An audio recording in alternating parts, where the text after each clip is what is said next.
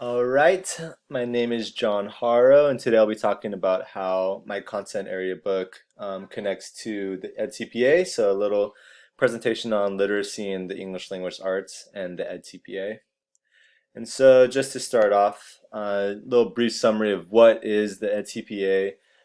Just kind of taken from like their site about the what's expected from us and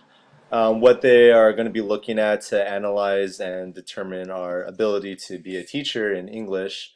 And so the EdCPA basically focuses on our ability to plan, instruct, and assess our students' progress as well as our own instructional strategies. They also look at our knowledge of the subject matter and content standards and our ability to identify our student needs and how we apply research and theory on how our students learn in our planning and in our instruction, and of course, our ability to reflect and analyze the effectiveness of our instruction. And so basically, it's not just our knowledge of the subject matter, but also our ability to transfer this knowledge to our students and how we go about doing that, and how skilled are we at identifying our strengths and weaknesses, and where our students' strengths and weaknesses lie as well, and how certain strategies may not reach all students, and how we can adapt and change to make sure that we can reach all the students in our classroom. And so for my textbook, I picked Kelly Gallagher. I've learned a lot from her readings. I really like a lot of things that she says, and I really enjoy her approach to instruction and what she argues for what is good, effective instructing. And so she talks a lot about deepening comprehension, and this kind of goes along the lines of what many other authors and theorists have said about close reading and how we go through a first and second draft reading, and the whole goal of this is to get deeper comprehension, to give our students the time and opportunity to dig deeper into the text and find those meanings that are below the surface level and find like the deeper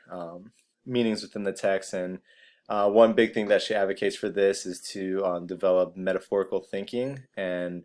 this kind of goes along the lines of just helping our students make these connections. If they can have a metaphorical mind set when they're approaching text, it really allows them to have better abilities at making connections beyond the text, whether it is to their own personal experiences or real world issues, or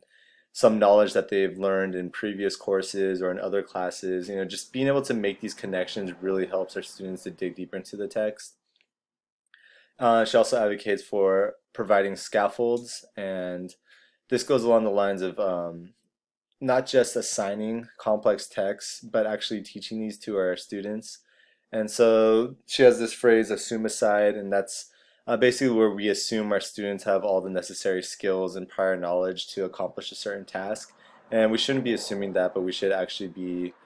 teaching these skills and ensuring that our students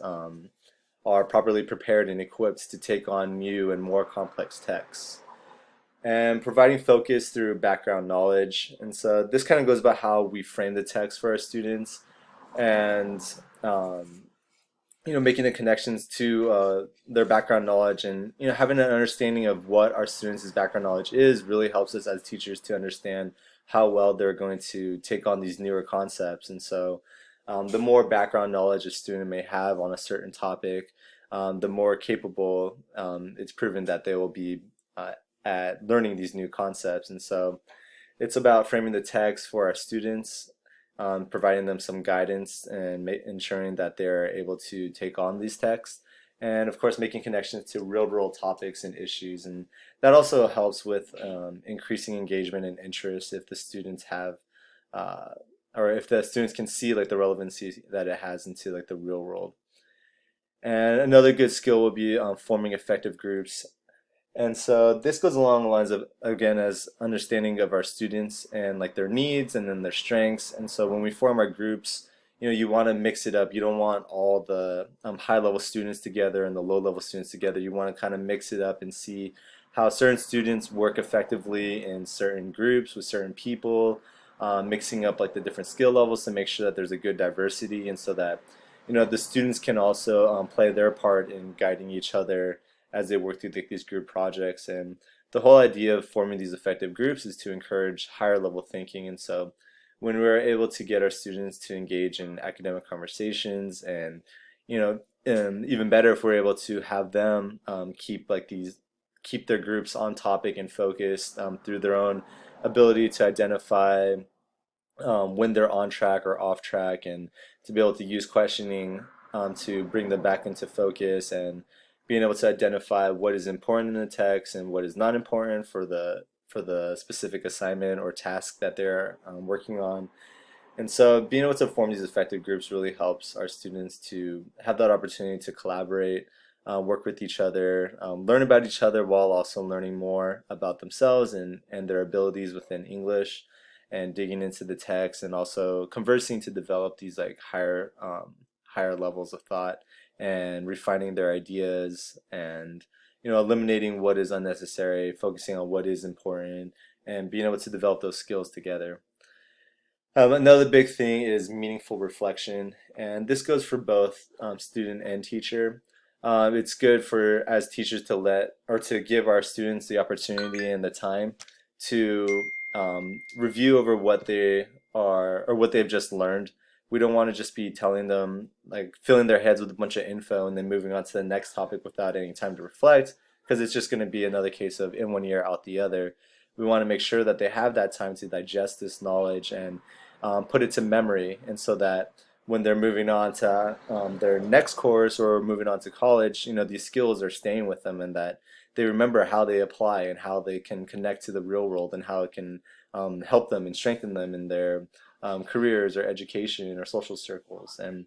as for a teacher as well, this reflection is very meaningful for us because it gives us the opportunity to see how our instructional strategies are working or where they're not working, like what students is it reaching into, and what students is it still like they're still not comprehending, or they're still confused or lost. And so having that time to reflect on our own teaching really allows us to improve on our instruction for future courses, or moving on to like backwards planning. We have like an end goal, and we know what the product is that we want, and so we're able to make like these preemptive plans where uh, if we have an understanding of our students already and we know where they want to be, then planning backwards from that, we can ensure that our lesson plans are effective and that each task and assignment and activity has a purpose. And this really helps too for our students when they're asking, why are we even learning this, or why are we even doing this? And if you backwards plans and you know exactly where you want to go, and you're reflecting on your instructional strategies and our student needs, you can support your reasoning immediately with, well, we're doing this because this is the goal, and this is how doing this specific task is going to get us there. And so meaningful reflection for both student and teacher is very helpful because we're working together into improving their education, and they're helping us improve our ability as educators as well. And so focusing back on backwards planning is really effective because you want to have like a solid lesson plan, and you want to make sure that you're addressing the needs of your students and that you're avoiding like any obstacles, whether it's certain strategies don't work for certain students, or if you're going to be using technology, you want to make sure that you have a good handle on that, so that when it comes into actual class time, you're not dealing with any obstacles or hiccups, and that you can focus on the lesson, and you can focus on meaningful tasks that will get our students to where we want them to be. And now focusing a little bit on how this pertains to the EdTPA. When we focus on rubric 14, we're talking about like the assessments and how we're going to identify like our students' needs. And so she has like this really good line where she says, what you test is what you get. And so you really set your expectations to the assessments that you give. She does like a really good comparison of what multiple choice questions yield versus essay questions, and how multiple choice questions is just kind of very shallow thinking, very surface level thought. But when you have essay questions or more open-ended questions where students are, they're not just trying to grab the answer that you want them to get, but you're actually giving them an opportunity to develop their own opinions on the matter. You really inspire this higher level of thinking that we really want to get. And the whole point of her book about deeper reading and deeper comprehension goes in line with this, with deeper thinking as well. And she also pointed out how informal assessments are really good too because it prepares our students for the formal assessment. And that goes along the lines of the backwards planning as well. When we know what the end goal is, when our students know what this expectation is as well, and we give them these informal assessments, it lets them know where they're at, how they're progressing, and how they're making their way towards that final product or that formal assessment that we're looking for. And it's also very good for our students because it's very low risk and they're not so concerned, they're not stressed out about it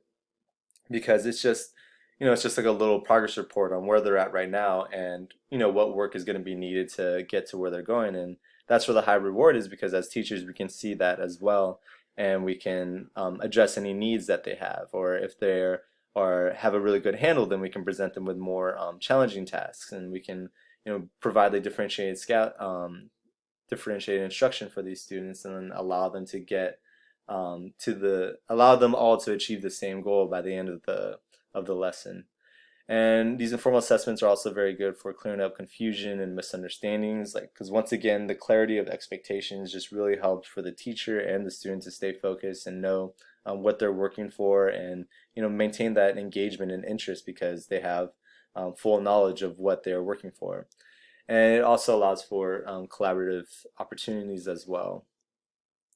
Moving on to rubric 4, um, the teacher's actions determine the student's involvement and understanding. And so once again, we're talking about how assessment drives the teaching, and so understanding our students' needs and strengths and providing focus through clear expectations allows us to better plan our lessons for our students and making sure that they're able to um,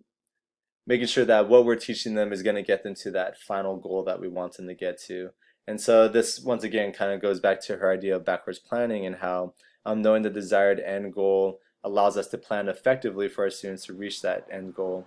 And she talks a lot about instructional scaffolding and how we need to teach text, complex text, and avoid assume-aside. And she brings in this good point of ZAD and ZPD, and that's basically the area where students are able to do things like on their own without any like need for assistance. And our goal is to move them into the zone of proximal development, and this is basically where the students are like the things that they're able to learn with guidance and assistance and support from their teachers or peers. And so the idea of this too is just like developing like independent learners, and so we want to take the skills that we want to teach them and develop them so that they're able to do this on their own. And so in order to constantly progress our students and develop their strengths and skills, it's all about focusing on getting them into that zone of proximal development. And that's basically my summary of how I believe that Kelly Gallagher's Deeper Reading book is has a lot of very strong points and strategies, and has really helped me with my own lesson planning and how I go about with the backwards planning and focusing on theories to support and deepening comprehension, and not just doing simple assessments that are just focusing on the shallow thinking or surface value of the text, and actually getting my students to dig deeper and making these like meaningful connections. And thank you.